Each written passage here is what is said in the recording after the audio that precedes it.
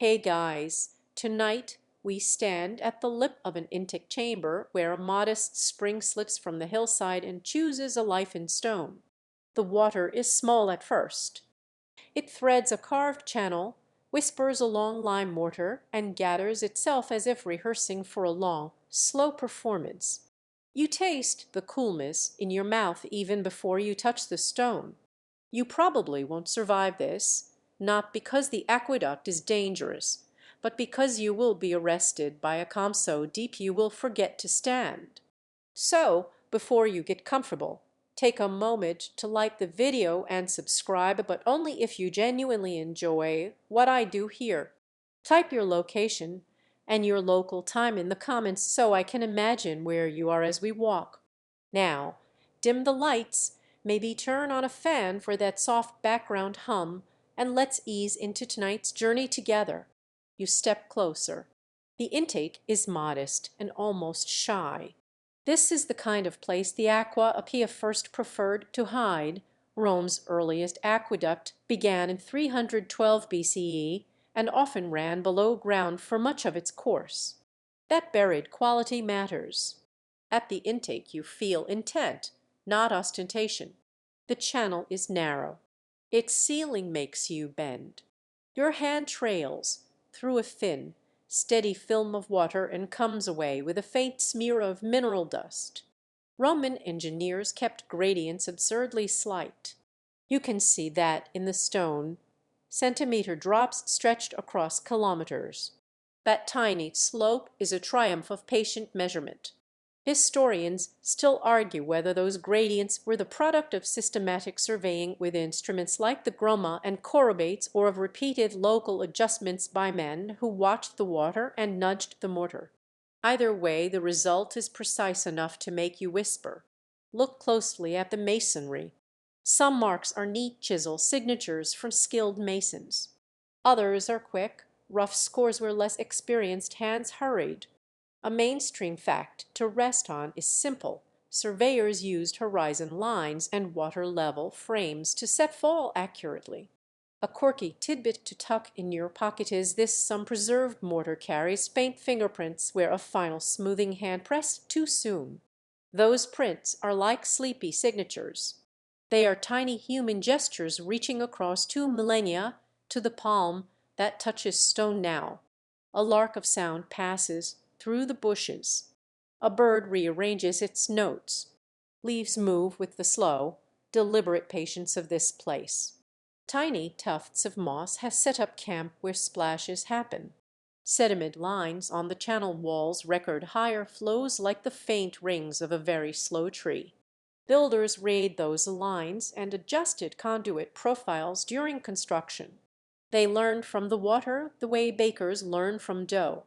Joke 1. If you imagine a Roman engineer tasting mortar the way a baker tastes batter, the pass suddenly smells more domestic and imperial. There are then small signs of law even here. A shallow notch carved into a block can mark a legal boundary of usage.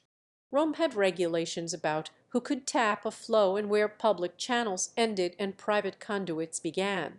Yet at the intake everything feels intensely local and intimate.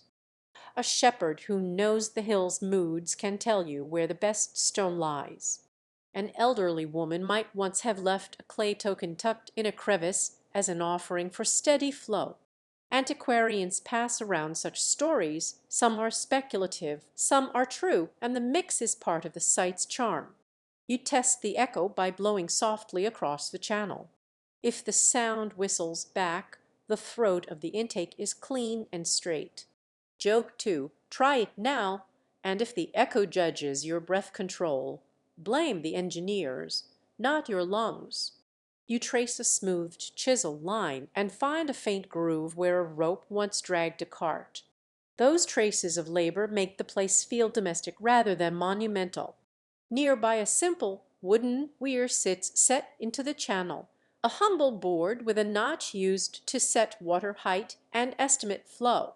Roman maintenance relied on such pragmatic checks as much as on grand plans. You imagine a water keeper lifting that board in the morning, dipping a cup, noting the spring's temperament, and marking a quick tally.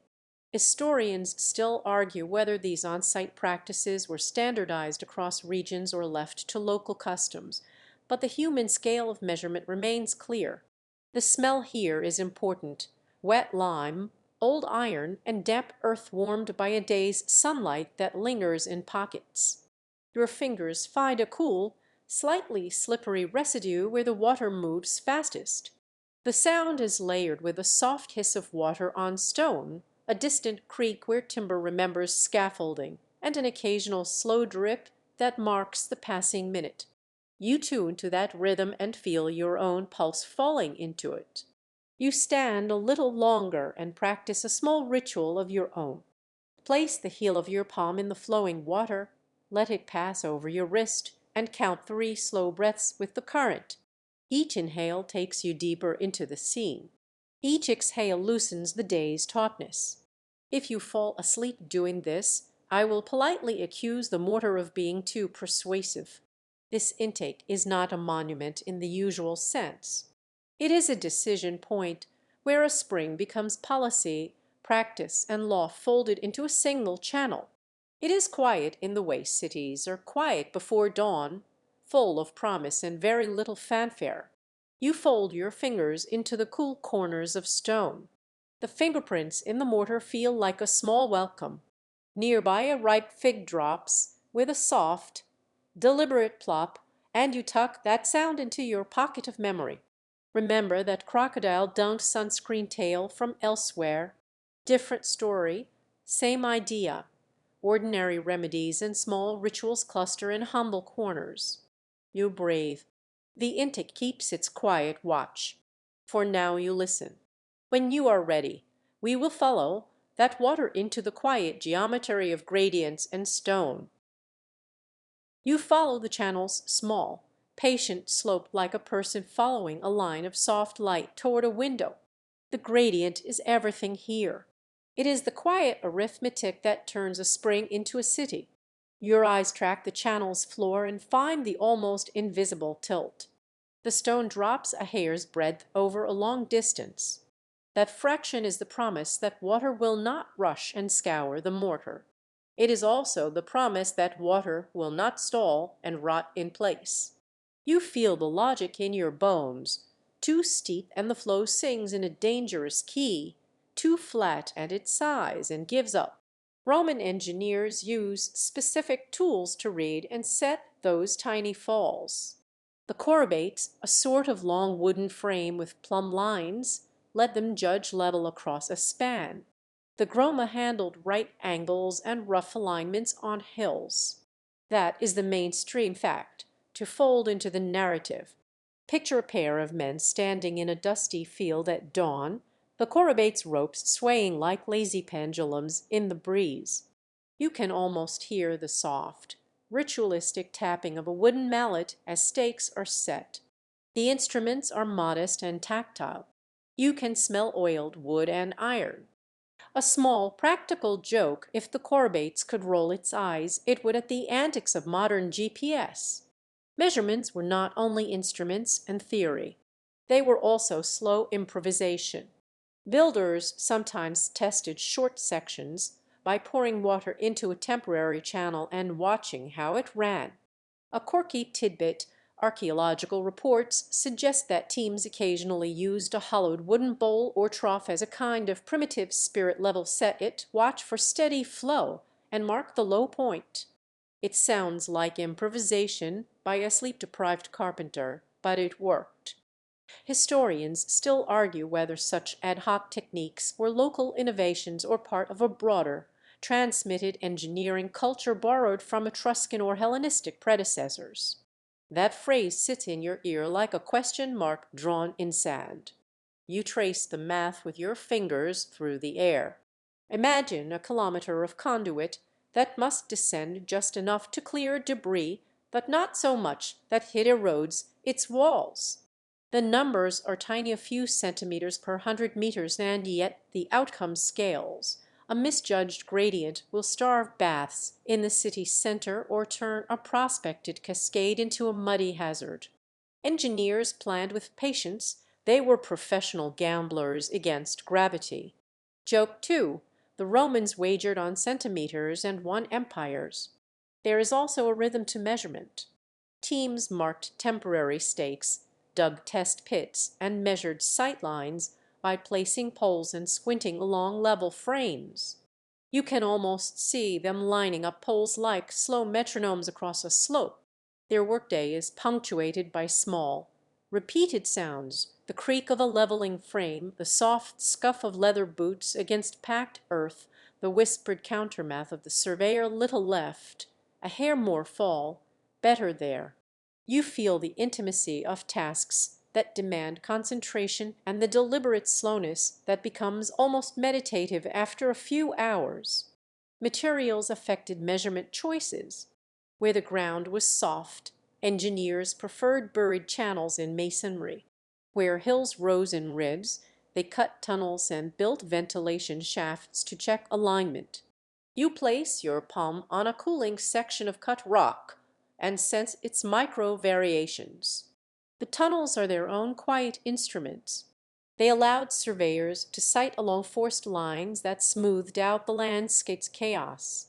A fringe detail worth folding in, some survey teams reportedly use small fires in test shafts to gauge cross-draft and alignments practical, smoky, and a little theatrical. The smell of that smoke is something you would have smelled from the hilltop, a dour, useful scent. Now think about precision. The level of accuracy required depended on the aqueduct's character. For long open channels, a small cumulative error could be accepted and corrected with settling tanks and intermediate adjustments. For long tunnels, the teams had to negotiate slight deviations by building gentle vertical curves. If you stand on a ridge where a tunnel emerges, you feel the tiny victory in the air pressure shift as you cross the seam. Historians still argue whether large projects used single, centrally controlled surveying teams moving along the entire route or whether local crews handled stretches and patched them together later. The answer likely varies by time and place. For now, the uncertainty sits in the same comfortable way as an unexplained knock at night, mysterious but not alarming. You notice the marks on stones. Masons left reference cuts and small incisions used to fit stretches together and to indicate grade. Those marks are like the engineer's shorthand, a tally to be read by the next pair of hands. One mainstream fact is that mason marks and alignment inscriptions often help archaeologists reconstruct original plans. A quirky thing is that sometimes the same workshop marked stones with a whimsical symbol like crude fish or a little boot tiny graffiti that humanizes the enterprise. You smile at the cheekiness across centuries. Joke 3, if ancient masons had an Instagram, they'd have posted slow photos of gradients with the caption, "No filter, just precise fall." You imagine now the patient corrections. If a gradient was slightly off, the team might insert a settling basin or cascades to dissipate energy and manage sediment. They built overflow notches and small splaying basins to coax the water back into the right channel. The necessary adjustments are craft decisions as much as calculations. You're standing at one such correction point where a step down in stone shapes the water's song into a softer note. The water sings differently there, you can hear the tone change. You move your hand along a chiseled datum line and feel a faint groove worn by boots over generations. The groove is a line of use. It records the people who returned to check the grade, to measure flow, to fix the occasional leak. Those returns kept the gradient honest across seasons. You think about the human scale of such monitoring, daily observations, small notations on wax tablets, maybe an offhand remark in someone's ledger spring-high, silt-heavy pragmatic notes that guided slow repairs. Near the channels, lip a small pile of broken pottery serves as a practical marker. Builders often used discarded pots as packing and as visual signals. That tiny domestic reuse is a callback to our intakes, thumbprints, and to the household scale of these public works. Remember that crocodile dung sunscreen, different ingenuity, same human resourcefulness. Both are domestic tricks applied to larger problems. You step back and let the idea settle. Engineering is a long conversation between stone and water. The gradient is the grammar. The tools are the voice. The corrections are the editor's hand smoothing phrasing. You feel the measured, unflashy confidence of people who knew their math and trusted their senses. The slope hums along. You breathe with it. The next section will take you closer to the hands that did the measuring. For now, keep the soft arithmetic in your pocket and let the channel guide your thoughts. You step into the worksite like someone walking into a very slow orchestra. The instruments are not brass. They are chisels, ropes, pulleys, and the patient grunt of bodies moving stone. Hands set lines while others lift. You stand among them and notice how the work hums rather than bangs. The rhythm is polite and repetitive. Your foot finds a soft indentation worn by sandals. Someone nearby wipes sweat with the back of a hand, then checks a chisel edge as if it were a musician tuning a string. A mainstream fact to rest against: Roman aqueducts were built by a mix of skilled artisans, contractors, and coerced labor, with engineers and overseers directing the operation. The engineers kept the plan, the masons kept the mortar, the lighter lift teams moved the fill. You see the hierarchy in gestures. A surveyor points and the masons nod. An overseer in a crude cloak consults a wax tablet and taps a square of wax with a stylus. That wax note is the project's terse ledger. It mentions quantities, not philosophies. The surveyors are the quiet authorities. They hold instruments, squint along sight lines, and measure fall with a patience that borders on ritual. They are fluent in small numbers and very slow angles. You recognize them by the precision of their speech and the small knots in their ropes. Joke one: if you ask a surveyor to hurry, expect a very long, quiet lecture about why rushing adds drama to gradients and ruin to conduits.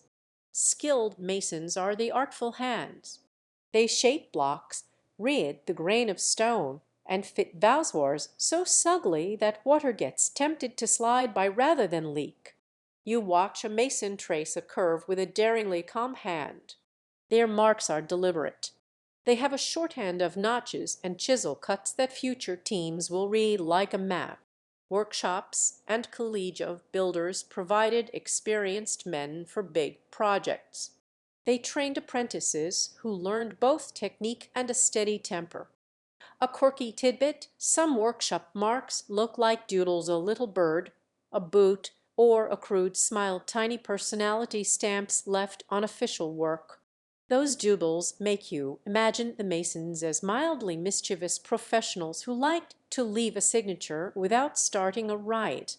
Below the trained hands you find the heavy lift teams. These are mixed crews, hired laborers, conscripted villagers, slaves, and sometimes legionaries. The mix depends on money, time, and politics. Legions, when nearby, were sometimes seconded to engineering tasks, especially in provinces where the emperor wanted speed and discipline. Slaves did skilled and unskilled tasks alike. Paid workers received small wages and rations. Their contracts could be more attractive than a life of forced labor, depending on the project. Historians still argue whether large projects in the capital relied predominantly on slave labor or whether paid craftsmen and contractors carried the real load. That debate is the soft hum of scholarship under this louder, lived reality. There is a smell to workforce organization. It is wet leather, sweat, burned fat from simple meals, and the faint metallic tang of tools. You hear small rituals: a leader claps twice to mark a lift, and teams match that clap with a grunted pull. Those cadence shouts coordinate movement across a heavy stone like a conductor cueing a low cello. A fringe anecdote worth tucking away is that builders, sometimes used short songs or chants to synchronize poles and prevent accidents. Whether those songs were structured work choruses or spontaneous grunts is hazy. Historians still argue whether organized work songs were part of Roman building culture or whether later observers romanticized the idea. You can almost hear a chant in the back of your head, rhythm steady as a metronome. Joke, too, if the chorus included a lead singer, assume he had the most comfortable sandals. Look for small comforts. Societies bring routines to heavy labor. You find crude shelters of woven reeds, shared bowls of boiled grain, and a scattering of small amulets tied to ropes charms against accidents. Some water keepers and masons carried personal tokens into tunnels, a little bone, a coin, a pressed leaf. The tokens are private rituals that soften risk. A quirky detail: some inscriptions found near work sites are brief thanks to gods for a safe return from a dangerous shaft. Those inscriptions are public and domestic at once. They make you think of workers as people who counted heartbeats and offerings before the first swing of a pick. Hierarchy shows in sleeping arrangements too.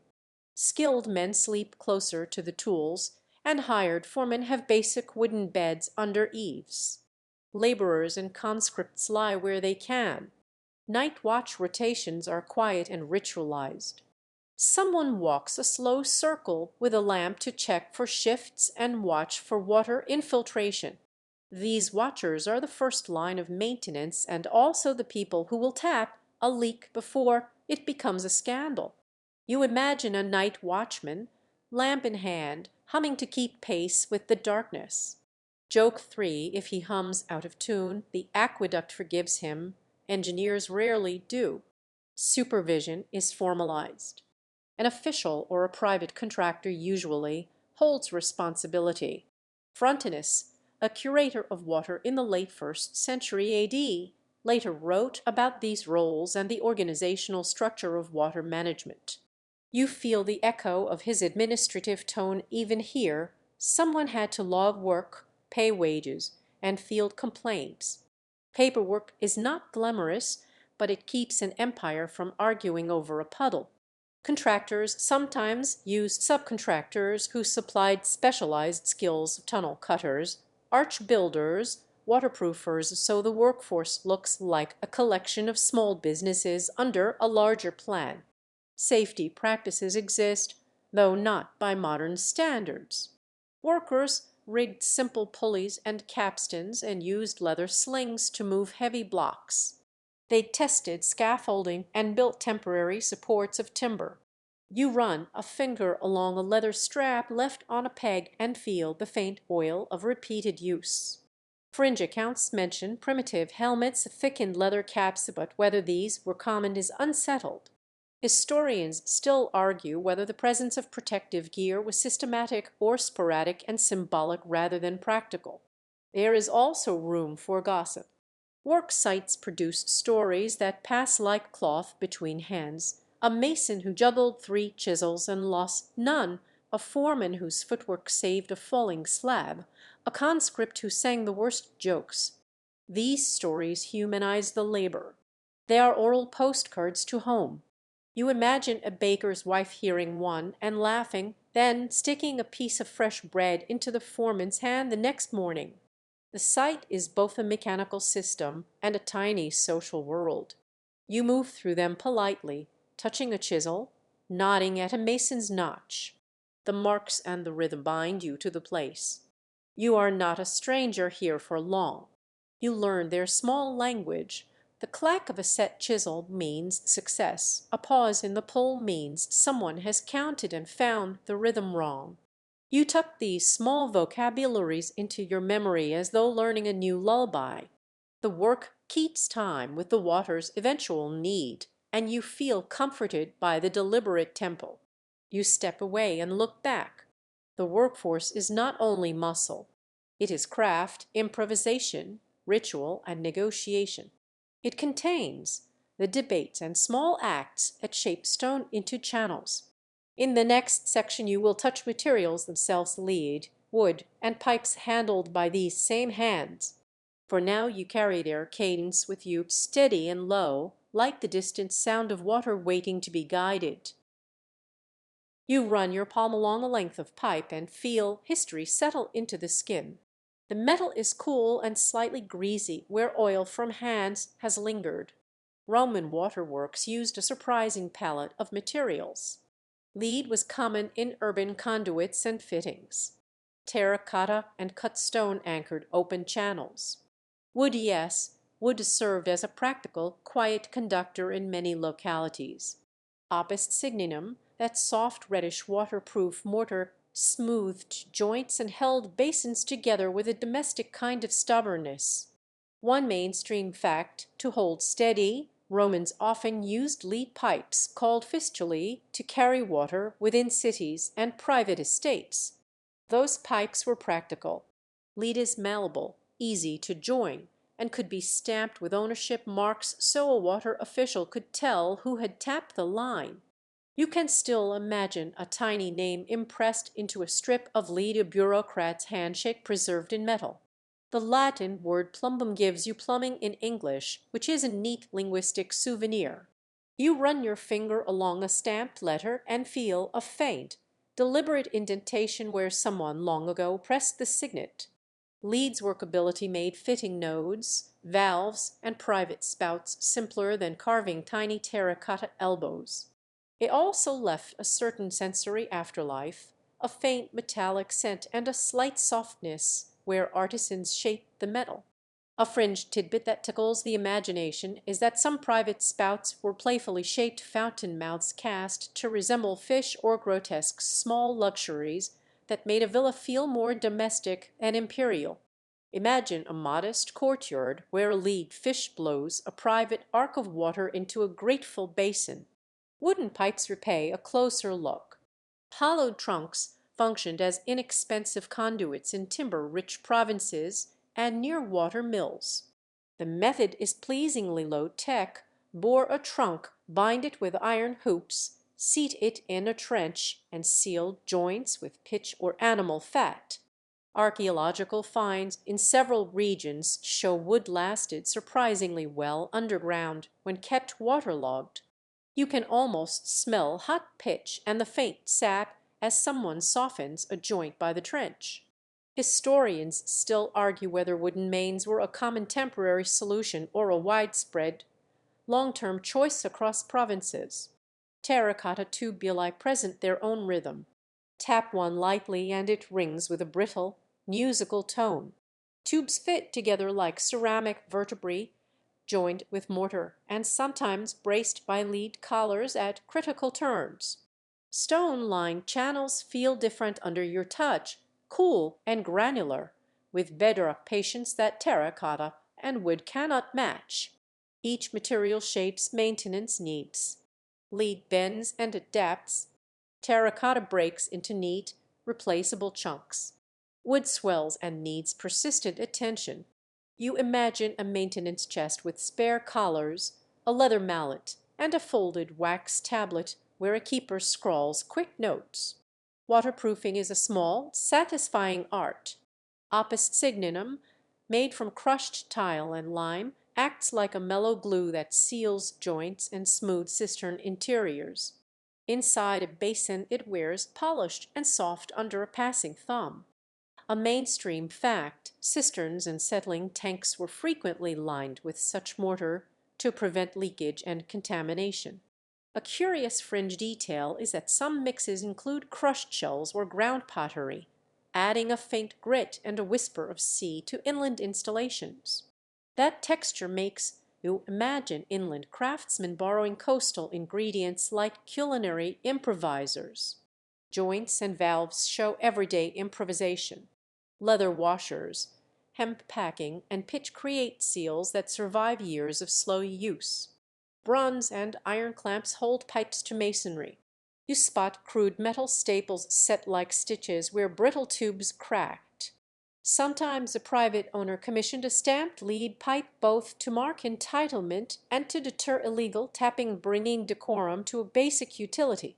Historians still argue whether widespread lead use caused distinctive health problems among Roman elites or whether mineral deposits in pipes largely prevented toxic dissolution, leaving modern fears overstated.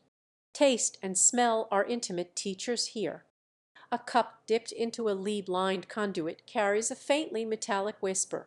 Where wood is used you notice a tannin edge, like the echo of riverbank afternoons. Terracotta tends to make water cool and neutral. You try a cautious sip and file the note away. Joke one, if Romans had artisanal water tastings, they'd have argued over terroir and whether the aqua marcia had a mineral finish. Valves are small mechanical poems. A tapered plug of wood or bronze can halt an owner's feed. Stopcocks are elegant in their simplicity, a wedge turned by hand, a leather seal compressed into a seat, an overflow notch cut with tidy resignation into the stone. Repair teams keep spares in chests near channels and carry the smell of oiled leather and pitch like a badge. You picture an old water-keeper shaping a tapered plug as if whittling a child's toy. Materials also tell a social story. Wealthy patrons fit baths with bronze spouts and elaborately stamped lead fittings. Rural communities used terracotta and wood because they were cheaper and easier to replace. The choice of material signals hierarchy as clearly as a carved inscription. That stamped lead strip we traced at the intake becomes a small claim on public goodness and a private insistence on flow. Joke 2. Imagine a Roman HOA meeting where the main topic is bronze spout placement and everyone is oddly persuasive. You find evidence of many patch jobs. A lead sleeve bridges a cracked terracotta tube. A wooden collar coaxes a swelling joint back into shape. A drain is redirected with a brass elbow wedged into place. Repairs are improvisation and craft, and they keep an aqueduct alive through decades.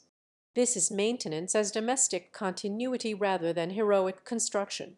It is the slow, repeated kindness that preserves function.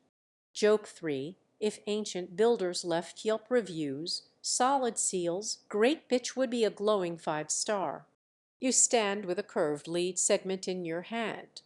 It is heavier than it looks, dense with a century's worth of small repairs. You feel the groove where a name was once impressed and imagine the craftsman's steady hand pressing letters into soft metal. The intake's fingerprints seem near now. The channel keeps its patient slope beyond. You set the piece down and listen.